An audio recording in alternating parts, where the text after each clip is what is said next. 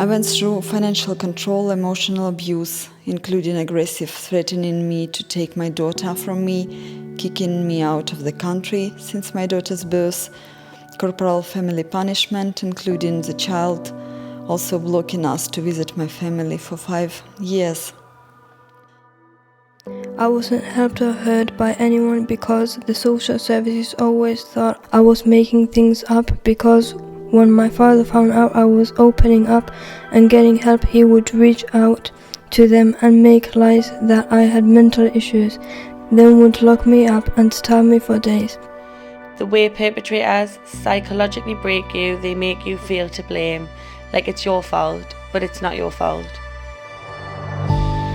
A survivor is a warrior. She will never give up despite the struggle. I am a survivor, and this has made me a stronger person. I describe survivor as a person who went through violence or abuse and managed to escape. A survivor is someone who is willing to accept their situation and feel strong and make a change in their life. To be a survivor is like being a superhero. The power to achieve and overcome is always within you. I think a survivor is a person that has the ability to adapt to risky situations, the ability to move forward, and the ability to change. My scars now tell my story. Yes, they are a constant reminder of what happened, but they also remind me of how brave I am. The therapist said scar tissue is the strongest tissue you can have, and I've learned I'm a stronger woman now.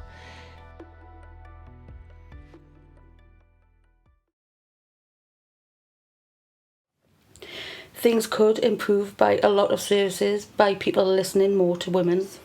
After reporting the incident, we then have to start from the day we met, which makes us feel worse.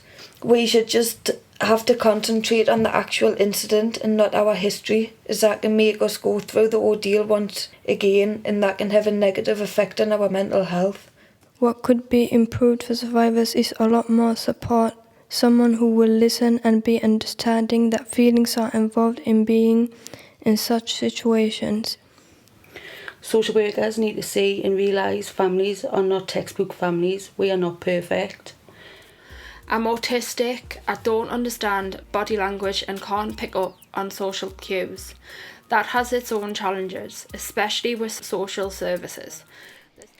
One problem is you've got to tell your story over and over again and feel like you are put on trial. I work with Bernardo's Pause since October 2018. The support is for you to take time for yourself. They have helped me a lot. It's just a shame you have to lose 2 or more children to access this support. I think they should be more open to women. Nobody understands, especially authorities, so workshops and training are needed. I'm so passionate about this. Maybe there needs to be more advocates, especially in the workplace. It's crucial to have experienced, supportive and optimistic people around. All professionals involved must be trained for domestic abuse or violence. My message to professionals is to understand the importance of building a rapport and trust with the survivor, not to judge, no one is straightforward, to understand everyone has a story and their feelings matter. My message is for social workers and other professionals. Please be objective, and even when you work with people with different background, other nationalities, sex, culture, respect both sides of you. Put child's interest on top of that. Not abusive parents equal right. And please ask questions to clarify, not guess and provide own guesses as evidence in a court. During my years of police, court, safer families and family court involvement, I thought they were all incredibly supportive. I did have a handful of police officers who didn't understand my situation. I once had a police officer say, if they want grass, who's put the windows out, let them kill each other. Unhelpful. It takes a lot for a victim to report a crime, and if they do, it has impacted them somehow. So it would be easier if all officers understood the impact of what perpetrators do and their tactics.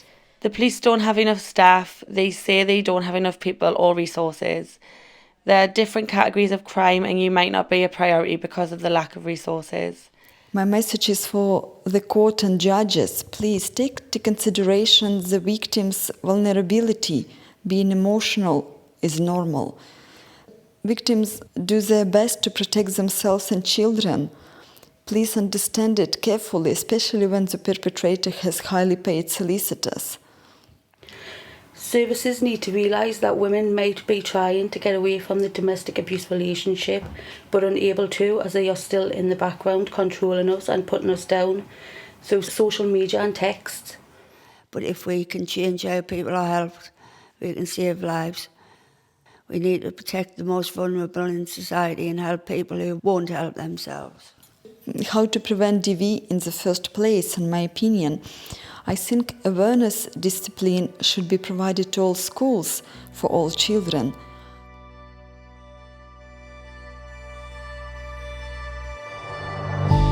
My message to the survivors are, there is light at the end of the tunnel. You do come out a better person even if you feel trapped now. You are stronger than you think. The first hurdle was incredibly difficult, but I managed it with the help of services. If I can do it, then so can anyone. Allow your truth to be a page that can be turned over. Be patient with the healing process, but eager to appreciate each and every moment thereafter. My coping mechanism is writing and journaling. Writing poetry, mindfulness. Understand what you've been through doesn't define you, and you are stronger than you think. You can get through anything, put your mind to it, and you are able to achieve anything. I'm desperate to start a new page in my life, free from abuse, able to choose where and how to live with my daughter.